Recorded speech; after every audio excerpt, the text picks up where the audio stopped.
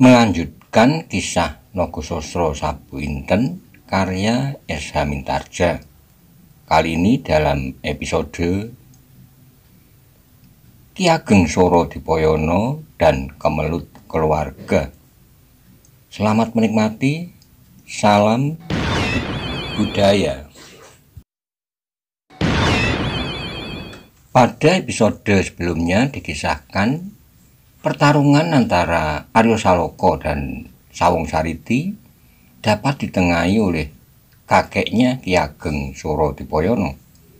Kemudian mereka dipersilahkan untuk naik ke pendopo, antara lain Maisa Jenar, Kebu Kanigoro, Wonomerto, Arya Saloka sendiri dan rombongan kecilnya. Bagaimana kisah selanjutnya? Simak bersama-sama. Monggo kula aturi subscribe, like, komen, saha share. Matur nuwun.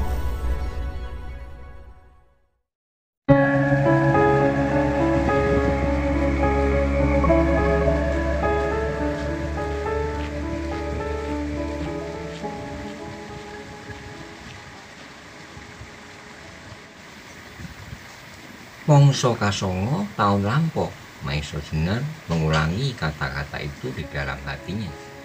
Seperti juga Kebu Kanigoro dan Arya Saloka sendiri. Masa itu adalah masa pembajaan yang maha berat, di mana ia terpaksa bersembunyi di atas bukit Karang Tumoritis, di bawah sejuknya rumpun-rumpun bambu yang bersih di padepokan Panembahan-Ismaya.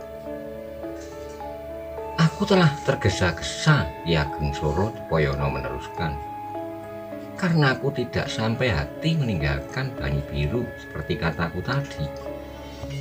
Apalagi pada saat-saat terakhir. Sekejap pun aku tak berani.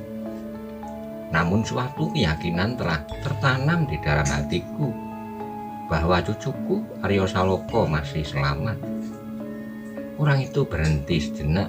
Ia menarik napas dalam-dalam, lalu sambungnya. Tetapi aku belum tahu apakah yang telah didapat anak itu selama perjalanannya di bawah asuhan Angger Maisa Jenar. Tiba-tiba aku menyaksikan sesuatu yang sama sekali membuat hatiku mongkok. Arya Saloka telah menjadi anak muda yang luar biasa. Arya Saloka menundukkan wajahnya. Ia bangga bukan karena ia merasa dirinya perkasa, tetapi ia bangga karena eyangnya merasa bangga kepadanya. Dalam pada itu terdengar Maisa Jenar berkata, semuanya adalah karena pengestu Ki Ageng serta karena darah yang mengalir di dalam tubuh anak itu. Apa yang aku lakukan hanya sekedar memberinya petunjuk-petunjuk. Ki Ageng Sora Dipoyono mengangguk-angguk sambil tersenyum. Namun di dalam hatinya tersiratlah perasaan kagum dan heran. Maisa Jenar ternyata mampu berbuat di luar dugaannya.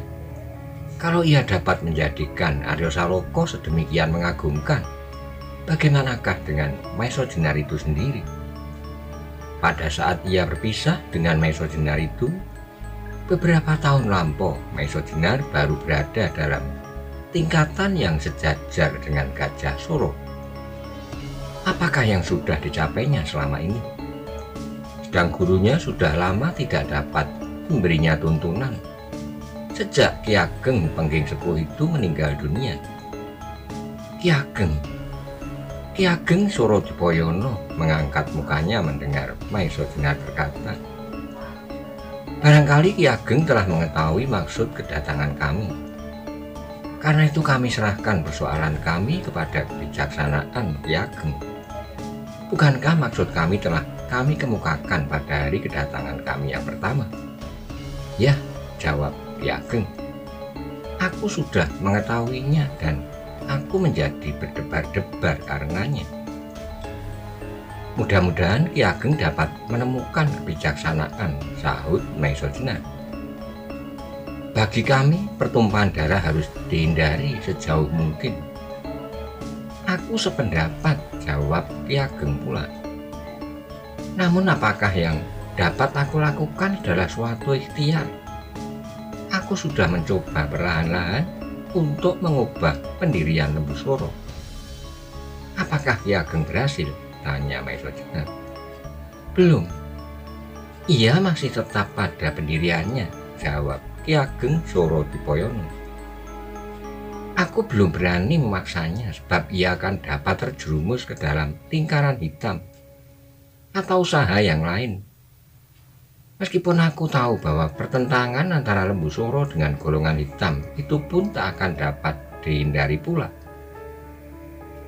Aku kira kemungkinan itu kecil sekali, Ki Ageng, saut Maisa Jenar.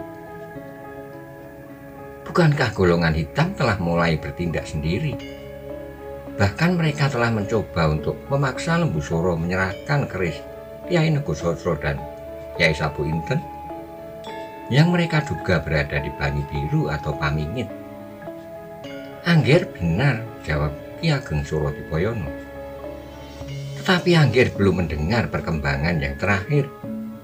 Sejak Lembu Soro terpaksa berdiri, ia telah membuat hubungan baru dengan para bangsawan yang tidak puas atas pemerintahan Demak. Bukankah di Demak ada golongan yang merasa dirinya disingkirkan oleh Sultan? Sekar Sidolepen, tanya Maisa Jenar terkejut. Ya, dengan para emban dari Arya Penangsang, jawab Ki Ageng Soro Dipoyono. Sudah seberapa jauhkah hubungan mereka? Tanya Maisa Jenar pula dengan cemas. Ki Ageng Soro Dipoyono diam sejenak, nampaklah alisnya berkerut. Untunglah, jawabnya, belum terlalu jauh. Karena itu aku tidak akan mendesaknya lebih dalam lagi. Maisa Jenar pun menjadi tertegun diam. Persoalan ini menjadi bertambah rumit. Memang dengan tersisihkannya Arya Penangsang, Demak telah menyimpan sebuah persoalan yang mungkin akan meledak pada suatu saat. Tetapi Maisa Jenar yakin, selama Sultan Trenggono masih memegang pimpinan pemerintahan, perpecahan itu akan dapat dibatasi. Tetapi bagaimanakah kemudian? Yang dihadapi Maisa Jenar sekarang adalah persoalan Banyu Biru. Di perbatasan kota ini telah berbaris dalam kesiagaan tempur Laskar Arya Saloka. Mereka menunggu sampai tengah malam atau sampai mereka melihat tanda panah api naik ke udara. Sehingga dengan demikian waktu mereka tidak terlalu banyak. Ki Ageng, kata Maisa Jenar, Laskar Arya Saloka telah siap di perbatasan. Mereka menunggu keputusan sebelum tengah malam. Sekali lagi wajah Ki Ageng Soro Dipoyono berkerut-kerut. Nampaklah betapa suram hati orang tua itu. Pada saat yang sempit dia dihadapkan pada pilihan yang sangat sulit. Berilah aku waktu sampai besok, jawabnya. Sayang, Ki Ageng, jawab Maisa Jenar. Kalau tengah malam ini Arya tidak datang kembali, mereka akan bergerak. Orang tua itu menarik napas panjang, tetapi ia belum menjawab. Maisa Jenar, Kebo Kanigoro, Wonomerto dan Arya Saloka kemudian menjadi iba melihat orang tua itu menghadapi persoalan yang hampir tak terpecahkan. Tetapi apakah yang dapat dilakukannya? Angger, tiba-tiba orang tua itu berkata, marilah kita usahakan agar setidak-tidaknya pertempuran tidak berkobar besok pagi. Maisa Jenar tidak segera menjawab. Baginya sendiri usaha ini adalah usaha yang paling baik, bahkan kalau mungkin untuk seterusnya. Tetapi bagaimana? Persoalannya akan menjadi sederhana kalau Lembu Soro dapat menarik diri dan menyerahkan tanah ini. Orang tua itu meneruskan, dan aku akan mengusahakannya, tetapi tidak sekarang, di mana ia baru saja dibakar oleh kemarahan melihat anaknya tak dapat menguasai lawannya. Ia berhenti sejenak. Berilah aku waktu, biarlah 1 atau 2 orang mengikutimu untuk kembali ke pasukanmu. Ki Ageng Surodipoyono berkata kepada Arya, biarlah ia membawa perintah darimu supaya laskarmu menunggumu sampai besok. Apakah ia dapat melewati laskar Paman Lembusura? Tanya Arya yang agaknya ingin memenuhi permintaan kakeknya. Maisajenar menjadi agak berlega hati mendengar pertanyaan itu. Mudah-mudahan Arya sempat menahan dirinya sehari atau 2 hari. Kalau anak itu yang memerintahkan, ia mengharap laskarnya akan mentaatinya. Ia akan diantar oleh orang-orang pamanmu, jawab Surodipoyono. Arya Saloka mandang wajah Maisajenar minta pertimbangan. Maka berkatalah Maisajenar, tidakkah laskar Lembusura akan mendahului besok pagi? Aku akan mencoba untuk mencegahnya. Tidak-tidaknya menunda sampai lusa, jawab orang tua itu. Maisajenar mengangguk-anggukkan kepalanya. Kemudian kepada Arya Saloka ia berkata, Arya, kau dapat memerintahkan 2 orangmu kembali.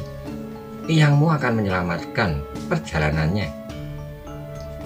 Terserahlah pada paman, jawab Arya Saloka. Maisajenar menarik napas, timbullah kembali harapannya untuk menyelesaikan setiap persoalan tanpa pertumpahan darah. Maka ia pun kemudian berkata, kalau kau sependapat Arya, kau dapat minta selerotan, tulislah perintah itu. Arya melaksanakan nasihat gurunya. Dari kakeknya ia mendapat selerotan yang kemudian ditulisnya. Perintahnya singkat namun jelas. Tunggu aku kembali, jangan bergerak sendiri-sendiri sebelum ada perintahku. Aku akan berada di antara kalian sebelum tengah hari besok. Teruskan perintah ini ke sayap pasukan. Laskar Pamingit tak akan bergerak besok.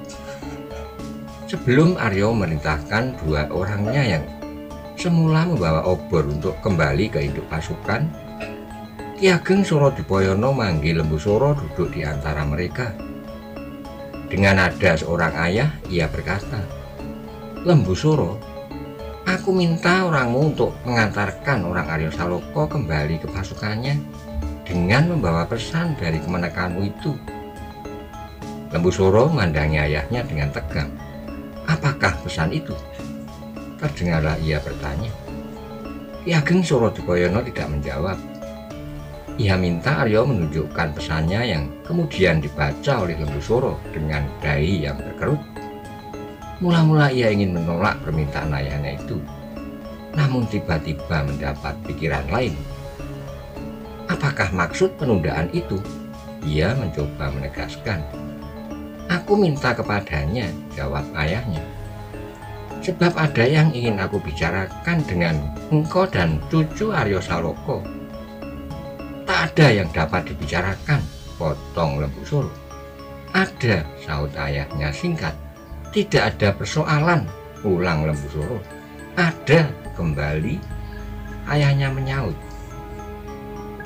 Lembusura berdiam, ia mengumpat di dalam hati. Apakah ayah akan memaksakan pendapatnya kepadanya? Ia tidak akan pedulikan itu. Ia mempunyai pasukan yang cukup banyak. Meskipun seandainya di dalam laskar Arya Saloka terdapat orang-orang sakti, namun jumlah laskar dalam setiap pertempuran akan turut serta mengambil peranan. Dalam penilaiannya di dalam laskar Arya Saloka, tidak ada seorang pun yang harus disegani. Maisajenar, Wonomerto dan orang yang datang bersama Maisajenar itu adalah orang yang sama sekali tidak menakutkan. Meskipun menurut laporan ada orang yang pernah mempertunjukkan kesaktian pada saat ia melindungi Bantaran, namun Lembusura tidak cemas menghadapinya.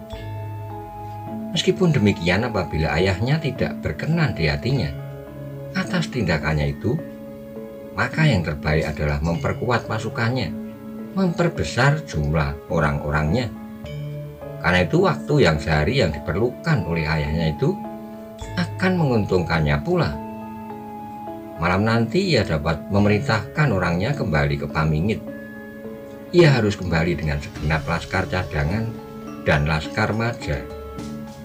Dengan demikian ia mengharap bahwa ia akan berhasil memusnahkan Arya Saloka. Karena pertimbangan itulah maka kemudian ia berkata, "Terserahlah kepada ayah. Kalau ayah memandang perlu untuk membiarkan laskar yang berkeliaran di perbatasan itu memperpanjang umurnya dengan sehari lagi." Arya Saloka tersinggung benar mendengar kata-kata pamannya. Tetapi ketika ia akan menjawab, terasa Maesa Jenar menggamit tumitnya, sehingga akhirnya tak sepatah kata pun yang terucapkan. Maesa Jenar pun sama sekali tak memberi tanggapan apa-apa atas kata-kata Lembu Suro itu.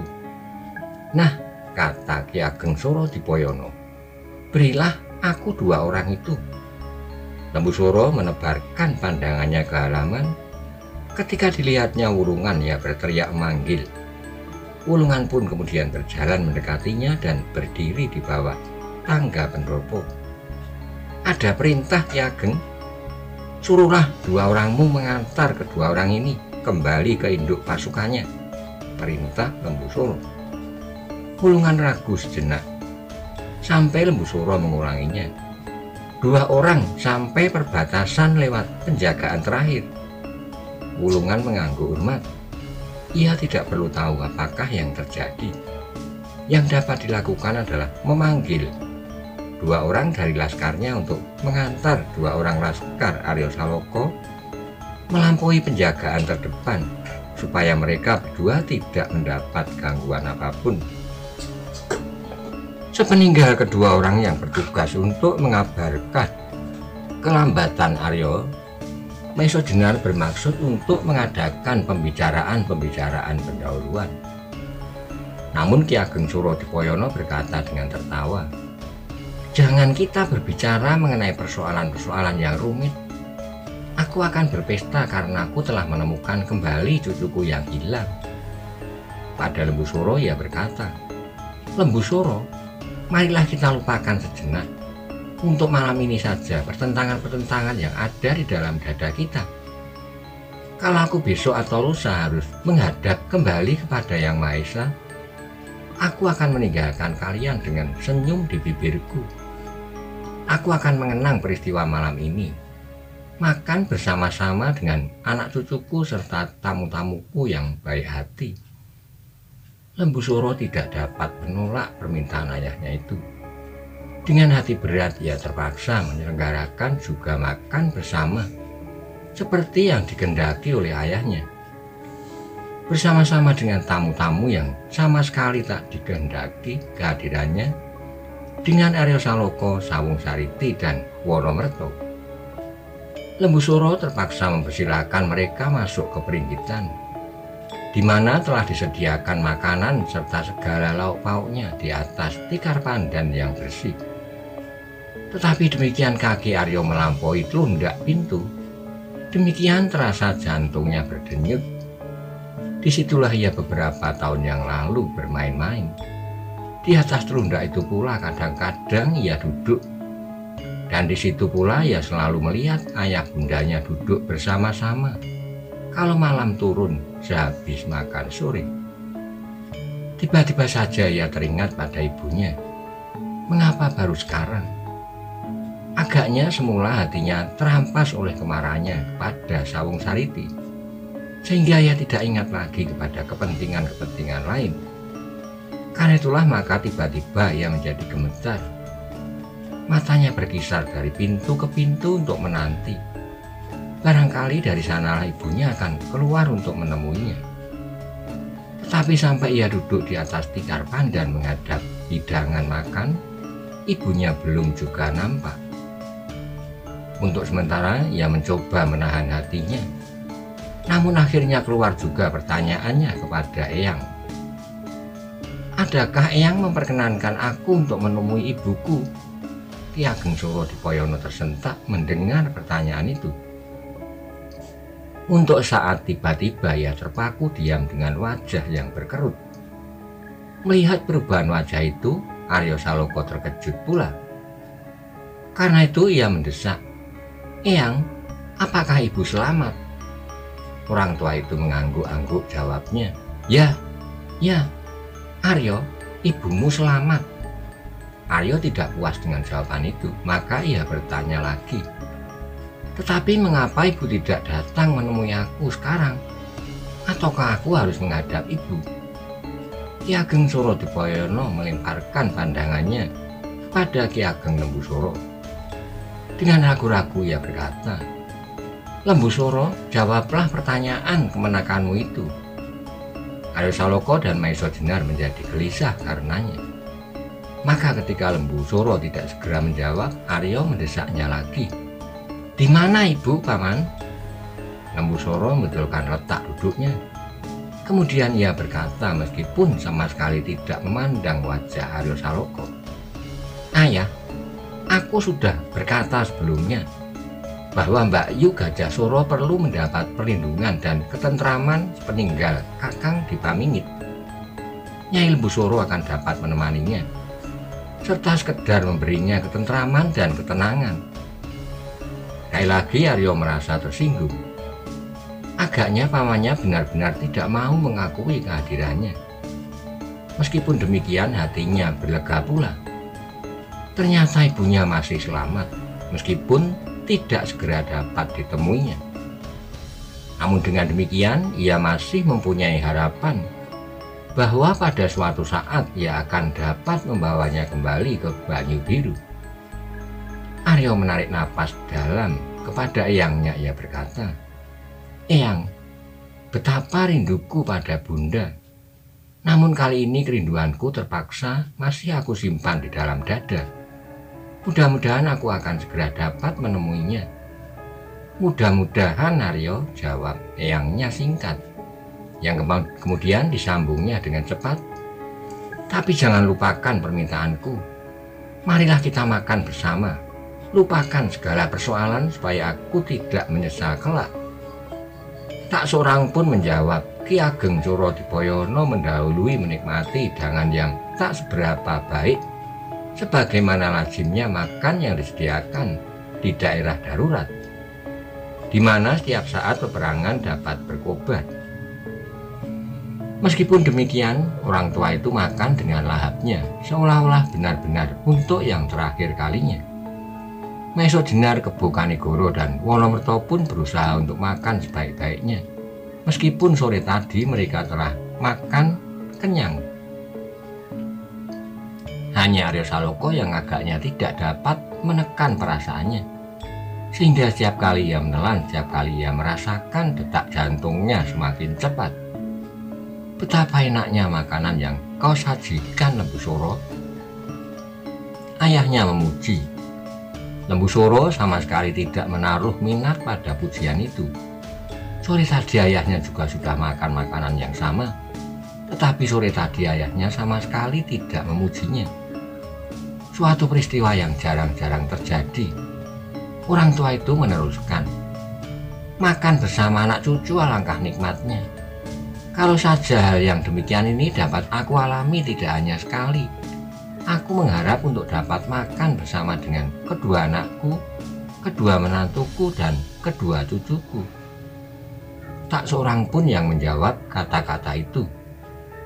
Maka orang tua itu meneruskan, "Memang agak berbedalah hidup di antara dinding rumah yang sempit dengan hidup di udara luas.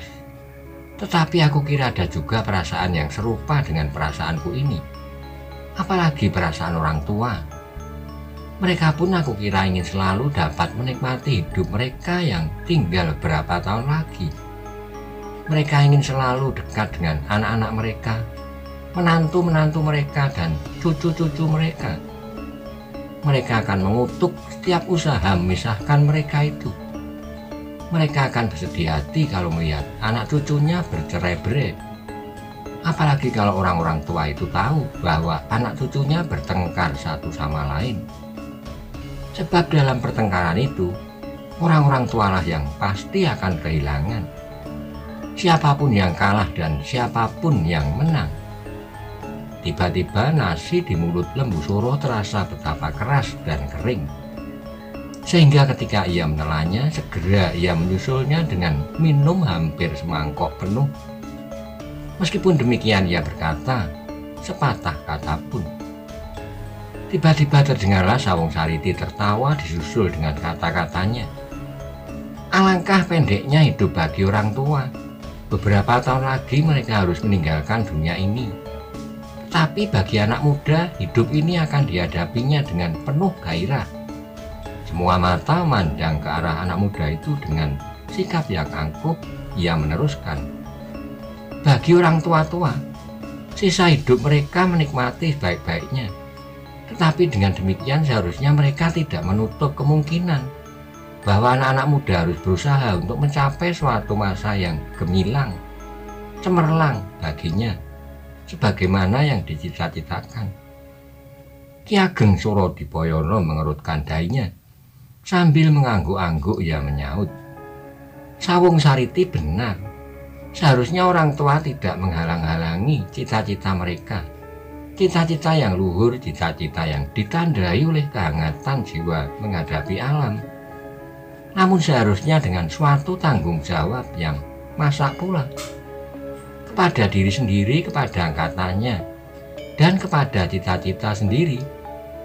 Namun lebih daripada itu, pertanggungan jawab tertinggi kepada Tuhan Yang Maha Esa.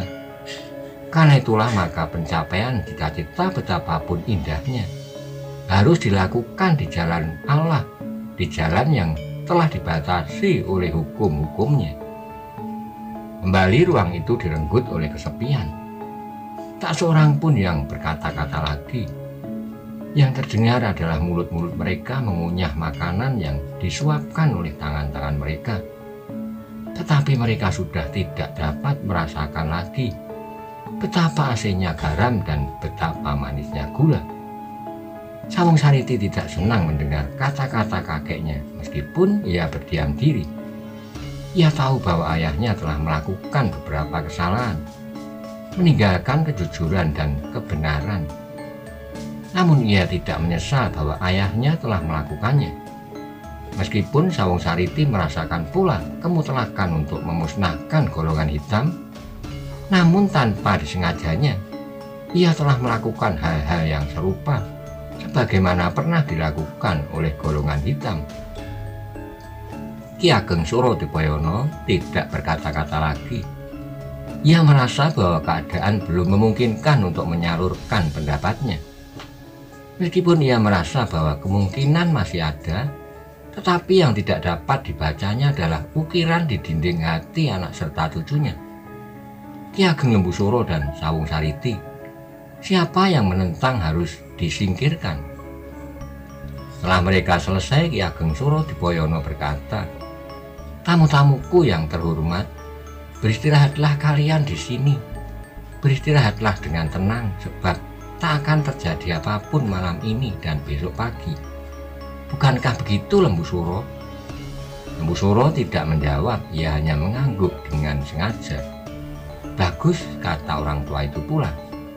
Sebelum kau lupa, Lembusuro, perintahkan kepada laskarmu jangan bergerak sampai besok. Lembusuro juga tidak menjawab selain mengangguk pula. Di manakah tamu-tamuku?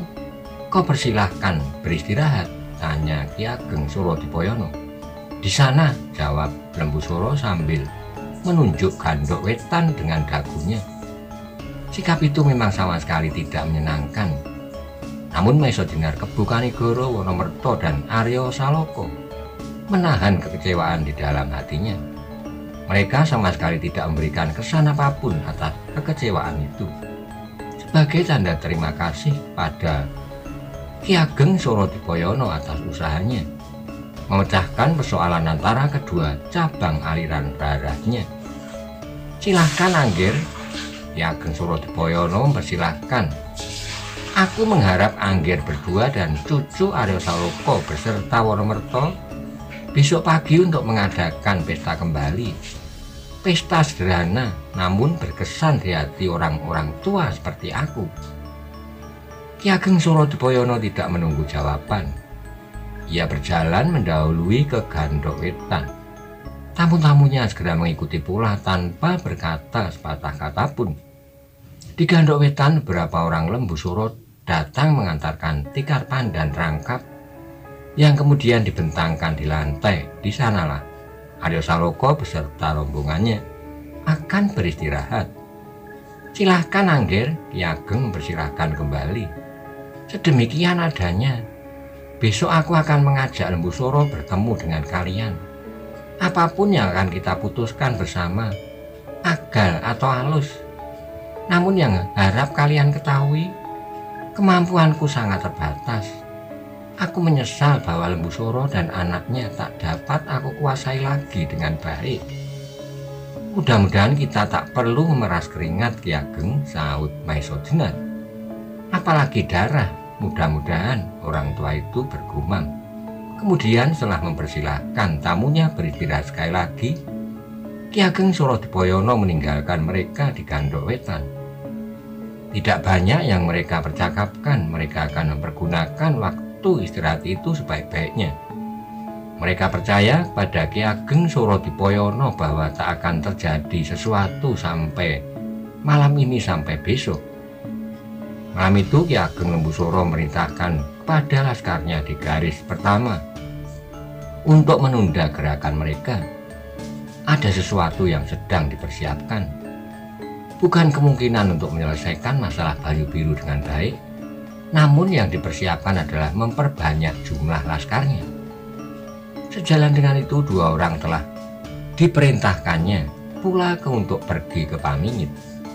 Besok menjelang malam, laskar cadangan dan laskar Majaru sudah masuk kota Banyu Biru, langsung menempatkan diri di garis pertahanan. Sebab menilik persiapan laskar Aryosaloko, mereka akan masuki kota dalam 3 gelar. Lewat sebelah timur, barat, dan induk pasukan akan menusuk dari utara. Karena itu Lembu Soro harus menyesuaikan diri dalam kesiagaan 3 gelar penuh. Bahkan Lembu Soro menyiapkan kelompok-kelompok kecil yang harus mengacaukan gelar sayap-sayap pasukan Aryosaloko dari lambung. Pasukan cadangan ini akan merupakan pasukan penentu. Sebab menurut perhitungan Lembu Soro, semula laskar Aryosaloko adalah laskar yang sama sekali tak teratur dan tak memiliki daya tempur yang baik. Menurut penilaiannya, laskar itu semula hanyalah laskar yang dipimpin oleh Bantaran dan Panjawi. Apakah yang dapat diberikan oleh kedua orang itu kepada laskarnya, sehingga ia tidak perlu mengerahkan segenap kekuatannya? Tapi kemudian Lembu Soro berpikir lain daripada ia harus mengulangi untuk kedua atau ketiga kalinya. Baiklah sekaligus dimusnahkan sajalah laskar Aryosaloko itu bersama-sama dengan Aryosaloko, Panomerto, dan kedua orang yang menyertainya itu. Tapi adalah di luar perhitungan bahwa di dalam laskar Aryosaloko terdapat 2 orang yang harus diperhitungkan pula. Ki Dalang Mantingan dari Wonokerto dan Gembala bertenaga raksasa dari Karangpandan di kaki Gunung Kelut, Wirosobo. Bantaran dan Panjawi itu jauh sebelum mereka bertemu kadang-kadang disebut seruling gading. Apalagi kemudian datang bersama-sama dengan Aryosaloko, orang-orang seperti Maiso Jenar, Kebu Kanigoro, dan Wonomerto. Maka laskar Aryo itu sebenarnya merupakan laskar yang telah ditempa lahir dan batin